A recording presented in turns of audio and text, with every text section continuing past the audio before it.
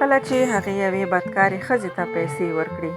سلام، نن درته ډېره ښکلې قصه لرم. هیله ده تر پایه راسره پاتې شئ او سحر میډیا چینل سبسکرایب کړئ. طاووس رحمة الله علیه وایي یو کس خپله صدقه 3 برخې کړه او ژمنه یې وکړه که په کلي کې لومړی هر کس په مخه راغی نو هغه ته به صدقه ورکوم. لومړی یوه ښځه په مخه راغله او د ژمنې سره سم یې لومړی برخه صدقه ورکړه. خلکو وویل دا ډیره بدکاره او بدلمنه ښځه ده. له دې وروسته بل کس په مخه راغی، هغې ته یې 2مه برخه صدقه ورکړه. خلکو وویل دا ډیر بد او ناوړه انسان دی. په 3م ځل یې بل کس په مخه راغی، 3مه برخه صدقه یې هغه ته ورکړه. خلکو وویل دا کس خو ډیر شتمن دی. د خلکو په خبرو صدقه ورکوونکی ډیر خفه او ناهیلی شو. نو صدقه ورکوونکی خوب ولید چې الله جل جلاله یې 3 واړه صدقې قبولې کړي دي.